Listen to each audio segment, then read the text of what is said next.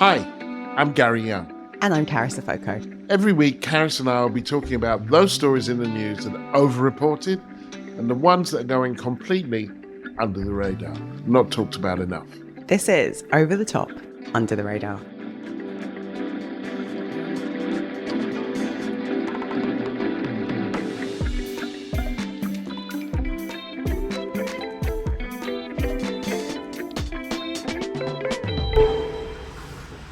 Okay, Carys, so how you been? Been good.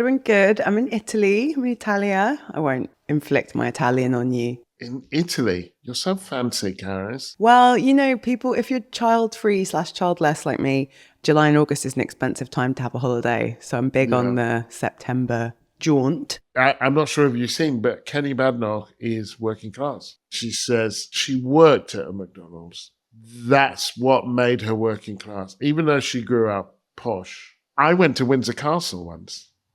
Did it make you royalty? Oh, yeah, no, it made me royalty. Do you have to work there? She needs to unpack it a bit for me because I wasn't aware of this. I mean, as a sociologist, it is a bit of a game changer. The thing I will say for Kemi is, for whatever reason, no one is comfortable with just talking honestly about how they grew up. So everyone has to sort of invent some sort of working class roots or heritage. So she is part of a proud tradition, including, you know, Labour politicians talking about grandparents that were coal miners. I do remember for the 92 Tory race, when Thatcher stepped down and Douglas Hurd was standing, and someone said to him, "Aren't you a bit too posh?" Douglas Hurd was a sort of Tory grandee. First of all, he said something about planting things when he was a child in one of the many fields that his family owned. Anyway, it was weird. But then he said, "But anyway, why do we have to do this? We're not some demented Marxist outfit." And I thought, notwithstanding the words, yeah, you're standing to be a party that actually wants to screw working class people. And your best place to screw them. Yeah, well, then kind of, you know, why are you so keen to have working class people on the job? I mean, your whole thing is like, I don't care. It doesn't matter. So why are you running with that? Yeah, well, I mean, sidebar, demented Marxist outfit is another potential T-shirt. Yeah, I think it's a weird one. Story of my life. It's a weird one, right? Because like, one of the dons of the British left, Tony Benn, not a perfect character, but, you know, real icon of the Labour left, was mega posh. He was a peer and he had good politics, I think, on most stuff. This weird thing where like, we all have to kind of manufacture some sort of humble roots. Like, it's so odd. It is weird. It's an interesting sort of weird essentialist thing where I don't need people to be working class in order for them to have good politics. I grew up around working class people, so I know a lot of them are awful and a lot of them are great, and they all deserve healthcare and decent housing. Whether they're awful or great, it doesn't really matter. And it took me a little while to get over posh people. Once I did, I was like, okay, look, if you've got the politics. To be honest, no, you're right. The thing that annoys me more than anything is people lying. And it doesn't really happen the other way around. Like, I think people who grew up without money, like, you do get taught to have a certain degree of shame about it. And it took a while for me to be honest about growing up not with a lot of money. But I think that thing where someone who's like very clearly posh and very clearly well off wants to hide it, that's the bit that I don't like. Listen to a Pulp song, Kemi. Like, working in McDonald's isn't the same as having no money. And yeah, it's the lie that annoys me. I remember a guy called James Lord Bethel, a hereditary peer, someone who actually, because of a person I was going out with at the time, who was sharing a flat with him, I've had a couple meals with, he wasn't Lord Bethel now, he was just plain old James. But when the GCSE mess came out with the A-levels, and it was like, oh, you went to a crap school, or you went to a struggling school, so we reckon you'd get a struggling grade, and all of that, and all the posh people got the great grades. He posted on Twitter about how, look, you know, sometimes you don't get a grade, and then you just got to hustle, and that's what I did. And it's like, you're Lord Bethel. You inherited. Hereditary. You're a bloody hereditary peer. There was no even hustling nepotism. involved. You didn't even donate loads to a party. You hustled out of the birth canal. That's what you did. Straight into a kind of dynasty, more or less. You're going to need to sit this one out. Yeah, I mean, so, okay, you've actually hit on something that I think is true. And like for those of us who are socially mobile, I consider myself fairly socially mobile. The difference is people who actually have experienced some social mobility tend to be a lot more humble and talk about a mixture of luck and hard work. And for me, normally the red flag to suggest you're mad privileged is that you keep going on about how fucking hard you work to get here. And normally I'm like, I don't think, like most people I know who have done really well for themselves don't talk like that. And they know that like there's 10 other people who grew up in similar circumstances and didn't make it into a high paying job out of social housing. So yeah, normally for me, that's the tell. When they're like, well, you know, I just worked really hard. It's like, you've got an uncle, haven't you? Uncle got you a job.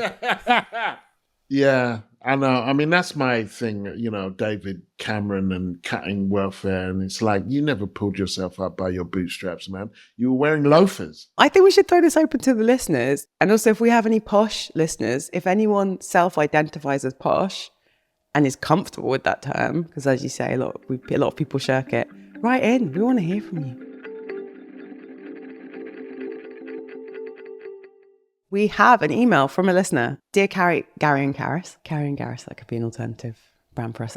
We're all big fans of Over the Top, Under the Radar. Thanks for focusing on some vital topics with banter, humour and sass. I think the sass is you, Gary. You're very sassy. You've probably not heard of Haringey Welcome. We're a tiny outfit of grassroots volunteer resident campaigners in Haringey. Spend a lot of our time resisting the hostile environment and trying to make Haringey a more welcome place. We also have a podcast made on a shoestring. It's about a hotel for people seeking asylum in Haringey and its closure last April. We meet and hear from those who lived and worked in the hotel, as well as the community who campaigned to support its residents. Thank you for any help you can offer and keep doing what you're doing. It's great. That was from Lucy from Haringey Welcome. I haven't heard of it. I'm going to give a listen to the podcast. Had you heard of them? I hadn't heard of them, and neither of us live that far from Haringey. But thank you, Lucy, and do listen to the podcast, people. Big shout out to the people who signed up to Patreon. We have 254 incredibly generous paying members. Thank you so much. This is run by a small black-owned indie. If you don't back us, we can't continue. So thank you for subscribing. This week's new sign-ups are Corcor, Christopher, Sam, Maz, Theo, Sylvia, Vicky, Kelly, Lucy, Tanya, Joe, Shamari, Thomas, and Stuart. Thank you so much to everyone who supports us. It really means a lot, and it means hopefully we can keep the podcast going long term. We've got a goal of reaching 300 paying supporters on Patreon by the end of October, which is also Black History Month. So if you can donate a small or a large amount to help keep the podcast going, we would really, really appreciate it. The monthly packages start at just £3 a month. So if you want to keep the show running, go to the Patreon website and find us by searching Over the Top, Under the Radar. So, Carys, what's your under the radar for this week? Thank you for asking, Gary. My under the radar for this week, it's not under the radar in that no one's covered it, but I don't think the coverage is focusing on the right things. And it is the Darzi report. Do you know what the Darzi report is? I do not. So Lord Darzi is a former health minister under Gordon Brown's government. He's also a surgeon, and he was commissioned by the Secretary of State for Health, Wes Streeting, to do a sort of quick review of the NHS. So he published his review about a week ago. It's a 100-page report that's a bit of a health check for the NHS. Most newspapers ran with the main headlines that, you know, the Labour government pushed out, which is like, the NHS is on its knees, it needs to change to survive. It's NHS England because health is a devolved power. So I can't say that all of these trends are true for other health services. The first thing to say about the Darzi report is it's pretty damning about public satisfaction and about patient outcomes in the NHS. The NHS, which had record high public satisfaction in 2009, and now incredibly low public satisfaction. Like, the main thing that we're not talking about is in the Darzi report is we stopped spending money on the health service. So we go from a new Labour government under Tony Blair and Gordon Brown, who earmark money for the health service, penny on the pound to the NHS. You get this explosion in money, and as a result, you get a better service. And then what happens with the Tories is you get real term cuts. The Tories come into power with a pledge, no more top-down reorganisations of the NHS. And Andrew Lansley clearly didn't read the manifesto. He just brought in a mad top-down restructure of the NHS, which the Darzi report says we're still recovering from. The thing that I really took from the report, but that a lot of journalists don't seem to be talking about, is when we put more money in the NHS got better. The second thing I think is a pretty boring one, but stay with me, which is like IT and procurement. There's this real, powered by people like Tony Blair, he talks about this a lot. There's this real kind of techno fix moment where everyone's like, but AI is going to fix the health service. Anyone who's experienced any sort of technology or IT in the NHS knows they're not great at procuring it. And then on just a basic level, for most of us using GP services, every GP practice runs as its own small business. Most of us who's tried to book an appointment online use something that doesn't work is super janky, because that individual GP practice, where people are good at treating patients, not sourcing IT projects, has got some random terrible person to create a booking system that doesn't work. And anyone who goes around wanging on about AI just clearly doesn't know that much about it. And that brings me to my final point about the Darzi report, staff morale. The mental health crisis that we have in the country that we aren't able to meet is also replicated in the NHS workforce. And I think for me, that was the really tragic thing. And I know a lot of people listening will know people who work in the NHS or maybe work in the NHS. For the last decade plus, a group of people who are motivated by wanting to care for others have been asked to do more with less. A lot of the toll of delivering a good service has fallen on the humans that work on it. And the Darzi report is pretty clear about how disengaged staff are. I think any route out of the pit we're in the NHS has to also bear in mind the workers and the people who've taken it on the chin for years. So that's my summary of the Darzi review, Gary, but I'd like to hear your thoughts. First of all, props for both the term super janky and wanging on, which is we have heard before on the show. I think where fair's fair, and you will not hear a huge amount of praise for this particular government on the show at the moment. To be fair, they settled with the junior doctors. Let's hope that really does herald the beginning of a new relationship. I think the good thing about the Darzi report and about Wes Streeting and everyone's response is this is like a 10-year project. I mean, they don't have a 10-year term, but I think being honest about that with people is that's good politics and it's just true and right. So yeah, it's not just about more money. That fact is often used just to not give it money. It's like the money is important. It will cost more money. And I think that they were right when they said penny on the pound, this is for the NHS to kind of, I mean, it's a peculiar status the NHS has where it's more popular than the royal family as an institution, but our experiences of it are getting so bad that kind of it's almost a tragic punchline in a story. You can just say to someone, well, the NHS. And so that thing of well, we're not giving it any money until we've come up with some kind of, it's like, you're going to have to chew gum and walk at the same time. I mean, my worry about Labour is that they will introduce, as they did under Blair and Brown, introduce kind of partial privatisation or sometimes wholesale privatisation and call it restructuring. But they haven't done that yet. So we will have to live in hope that they won't, and that if they do try, we will stop them. Yeah, I'm going to, I think, commit to putting some organisations you can support in the newsletter if you do want to get engaged on the NHS. The pay settlement is a step in the right direction, but also you wouldn't know this if you consume the right-wing press, but trade unions represent ordinary workers who don't just want to be paid, they also care about the health of the NHS.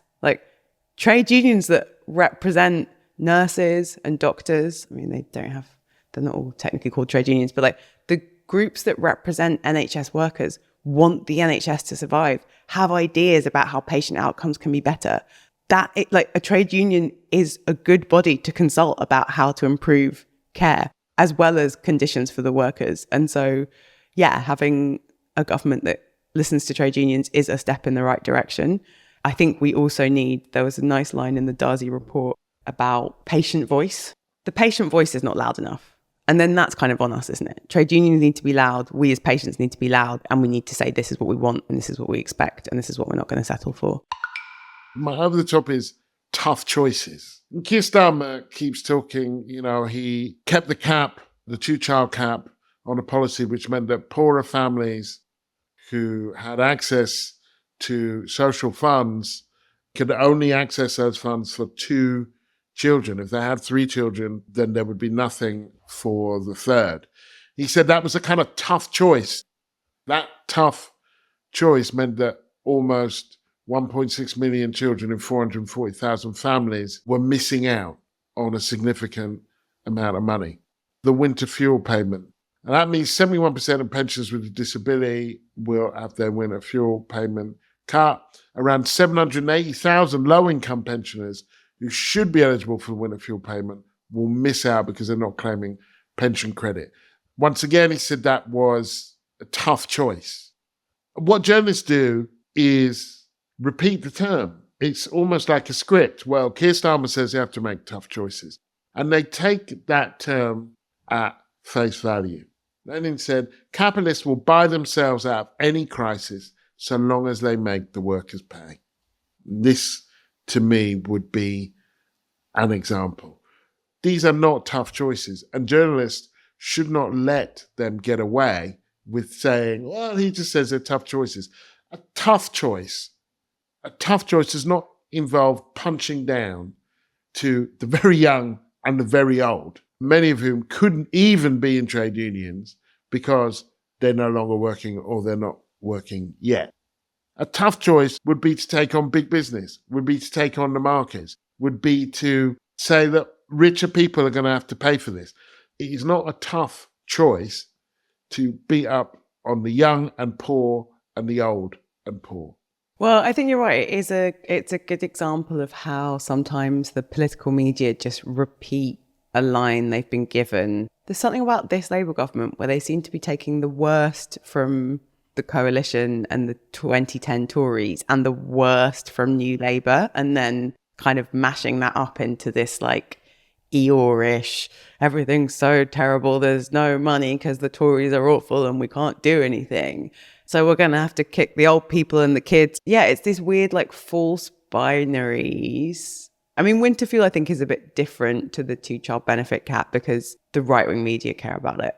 And it is a really kind of painful reminder of how much our politics is skewed towards older voters. They've got a huge majority, which even with rebellions can't be dented, and effectively a 4 to 5 year mandate. This is the sweet spot. This is the honeymoon period. This is when you do the like difficult, hard, important things, not the tinkering at the edges. I find it already weird and just kind of a bit like people are squandering a thing that you don't get that often if you're vaguely on the left, which is like a massive mandate and lots of runway, and they're just wasting it on nonsense. It's that thing where like people talk about climate change and you're like, yeah, that's real. That sounds terrifying. And they're like, so make sure to bring a bag for life to the supermarket. It can be then used by the right to say, see, they're not giving this money to them, but they're keeping this hotel going where they're asylum seekers, or I've seen some of that. It's like you're sort of tinkering at the edges. You're reinforcing right-wing ideas about welfare and like state support. And then meanwhile, you're not dealing with the massive elephant in the room. So yeah, tough choices is a nonsense. Yeah, and journalists should not take that at face value. My under the radar relates to a story involving a professor called Kehinde Andrews. Kehinde Andrews is a professor of Black Studies at Birmingham University. He also has a podcast and does a lot of stuff on social media. And during one of these public engagements, he called Calvin Robinson, who he's a black pastor, British, who was fired from GB News for being out of line when he publicly backed Lawrence Fox. Kehinde Andrews called him a house Negro. For those of you who don't know the history of that word, it's from Malcolm X. And Kindy Andrews did explain what he meant by that. And Malcolm X was saying, look, there was a field Negro and a house Negro under slavery. And the field Negro was out in the field the whole time, whereas a house Negro who, worked, it could have been in the kitchen, it could have been as a footman or a coachman, felt closer to the enslaver. Black people who have a stake in the system. Kindy Andrews explained that with regard to Calvin Robinson. Calvin Robinson then reports him to the police. 3 policemen show up at Kindy Andrews' house to question him about his use. 3 in this economy. I know. Now, this comes on the back of Maria Hussein's acquittal for having a placard which portrayed Rishi Sunak and Suella Braverman as coconuts. She was at a pro-Palestine demonstration. She had this placard. The term coconut, it suggests you're black or brown on the outside, but you're white on the inside. She was taken to court. She lost her job as a teacher. Both her and her parents were widely featured in right-wing tabloids. It also comes after the raccoon case, where a black person was in a heated Twitter engagement with a then prospective Tory, now he's a Tory, called Ben Obiese-Yekiti, who's Tory MP for Huntingdon. In his tweet, he at one stage put a clown emoji and a raccoon emoji. The MP reported him to the police. This notion of kind of, race hate, racially aggravated assault. Oh, what's the racially hated? Raccoon, coon. Okay. That he had called him a coon. The person who did it was held in a cell for 10 hours, placed in a police car, interviewed under caution, had his phone seized. For an emoji? For an emoji. Now, there are a few things going on here. Well, there's a whole world in here, but for now, first of all, the complete waste of police time and court time. Secondly, where are the freedom of speech people? Where are these people? I don't believe in unfettered freedom of speech. I believe that people should be free to say what they will, but I also think that has to come with some responsibility about putting people's lives in danger or, insulting particularly disempowered groups and so on. So I think that free speech needs guardrails. But there are some people who argue for unfettered freedom of speech, and you see them come out every time somebody says something transphobic or racist, and they're like, well, he's got the right to say it. And it's like, within certain limits, they do. But where are you now? Someone produces a horribly Islamophobic cartoon, you're there. Where are you in this case? And my final point, my third point, would be that it's really not my flavor of insult, to be honest. I think that you should criticize people for what they do. These are criticisms that are about what they do, but that what they do doesn't fit with who they are. I get it. I would rather not go there. I think it suffices to talk about what people do.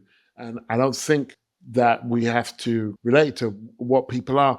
But that's in the same way that I don't use the N-word socially, but I don't think that a black person calling another black person that word should be criminalized. Using these laws, which are about minority people being attacked. And for God's sake, if the police are underfunded, get out there and find some criminals. Don't make up crimes. Yeah, it's a funny one, isn't it? I just, in my head, when you said, where are the free speech defenders? I just remembered, because they all have the same quote that they use, right? The Voltaire one. It's like, where are all those people being like, I disapprove of what you say, but I will defend to the death your right to say it. They're suspiciously silent. It's kind of crickets with this. I'm also sick of hearing that people on the left and woke people are snowflakes who can't take the heat. I don't like that language. I don't think it's particularly helpful. I do think that there's an intellectual tradition behind it, not just Malcolm X, but like Steve Biko, who talks a lot about internalized oppression and like the greatest weapon for the oppressor is the mind of the oppressed. And a better kind of pop culture one would be like Get Out and The Sunken Place. Yeah, the idea that left-wing people are the fragile ones seems to be pretty constantly proven not to be true when the cops are being called on are left-wing people. My over the top, I think you can agree with me, Gary, but I don't know. I'll have to go out on a limb. So my over the top is party conferences. I'm going to just give you the basic why. So just for those of you who aren't aware, the end of the summer and the beginning of the autumn in the UK is party conference season. So we've got, depending on when you're listening to this, had the Green Party's conference early September. The Lib Dems tend to go next mid-September, like 14th to the 17th. Then I think it's Labour and then Tory. So Parliament's in recess for this. And Reform have had a conference. There's also the TUC conference for those who care about trade unions. So basically, September and the beginning part of October is taken up by these annual, which is one of my bugbears, political party conferences. So like there is some interesting history to the idea of conferences. The thing I hate about British political party conferences is, I don't know if you've been to any, but I've had the fortune or misfortune to have been to a couple of Tory, Labour and one Lib Dem party conference. They're really bloody long. We're looking at like half a week, maybe more. Labour runs, I think, like Sunday to Wednesday. Tory does the same. And if you're a woman, Labour have women's conference before. So then you're looking at basically an entire week. Second thing is, at least for progressive parties, the point in the history of political party conferences was it was a chance for activists like grassroots, Labour, Tory, Lib Dem party members to get to mix with leadership. And if you're a Green Party member or a Labour Party member, the Greens still do this, pass motions and define policy. So the Green Party, I think, are the only party where if something is voted on at their annual conference, it's binding Green Party policy. Labour, that used to be the case. Now Labour have these very Byzantine policy motions and forums, but none of them are binding. So like the Labour Party conference, which kind of is interesting, but it doesn't matter because the motions aren't binding, a couple of years ago was in favour of proportional representation, which the Labour Party hasn't always been. Keir Starmer can ignore that. So they're too long. They used to be meaningful. They used to be about grassroots activists interacting with party leadership. And now, because most of them don't have any actual power, there's not really a reason. And then my third thing is, they're really just for journalists and lobbyists. The times that I went to the Tory party conference, just so people know, I went as like a lobbyist or working for a company that wanted to lobby the Tory party, which was one of my first jobs out of uni. We can talk about that another time. So it's like lobbyists and journalists on this kind of like all expenses paid junket where they just descend on, it used to be a seaside town, but now it's like Manchester, Birmingham, Liverpool, a city, book up all the hotels, eat lukewarm snacks, get really drunk and sleep with each other. I love. But I don't think that lobbyists and journalists and politicians need another week where all on expenses, they kind of hang out and talk to each other and gossip. I want to get back to you about a sex thing because I want to know just how much sex are they having. But like, first of all, my position is slightly different. I think have as many conferences as you want. Have them take all week. Have them take 2 weeks. I don't care. There was a time, as you suggest, when these conferences actually decided things, when they were material and substantial, and covering the conference kind of mattered because then it would become policy. It wouldn't be the first time that Labour had a policy that it introduced, but at least the conference was supposed to hold, it was the sovereign body of the organisation. It could hold them to account. If that's no longer the case, then what the hell are journalists doing covering it? It's made for journalism. That is a very reason for them not to cover it. This is like a big PR 4 days. This is why nobody will ever let me run anything. At The Guardian, my argument about conventions is we should send the theatre critic because it's theatre. There is a story around conferences that they're big money makers. And that's because the lobbyists and the sort of commercial or third party people who come have to pay thousands of pounds to get a ticket. And obviously every party does it differently for members. But the Tory party's business day was selling tickets for $3,500. So like there is a story, which is the lobbying that happens at conferences, the companies that like book out hotel suites or work with a think tank to have a round table with a minister. Like there's a potential cash for access story. So we should get onto the shagging. So I think this is where the yes. Well, so this is where, have you been to any, so have you only been to America and you haven't been to many British party conferences? No, I've been to... you must have been to Labour. I've usually been on the outside. So I've done The World Transformed, the fringe stuff. And I have spoken at fringe things at Labour and I think at a Tory conference as well once. So for those of you who don't know, there's the official conference where you pay, hundreds or if not thousands of pounds to have a ticket. And it's normally like in a convention centre or a sort of hotel and a venue. And then there's the fringe, I guess named so to evoke the Edinburgh Fringe, but it's normally less fun. People will put on political meetings and events around that are less expensive to put on and just like still targeted at people there, but it's not like official programmed. So yeah, you can go up and you could put an event on, and under Corbyn, I think Momentum put on something called The World Transformed, which was like an entirely separate festival that just happened at the same time as Labour conference. And, by all accounts, that like had a good disco. But yeah, so in terms of the shagging, I think this is where we also get into the thing of the people who write, journalists, the people who set the political and media agenda are also humans. And I think there's this weird thing where conference season is like, I always used to struggle with it because you're eating a lot of beige food and they're all back to back. So if you have to do more than one, you're knackered. But it's like a bit of a jolly. I think there is this sense of everyone goes, I have people messaging me being like, oh, you're at Labour this year, we get a drink or whatever. And then it's like a group of people who, let's be real, already spend too much time together, like political journalists and politicians. They're all drinking in the same pubs, they're working in the same venue, who then, because if you're not, it's all expenses paid, right? The only people who are self-funding are going to be maybe party members. But if you're a lobbyist or if you're working for The Guardian or The Times or The Telegraph, they're going to cover the cost of your ticket.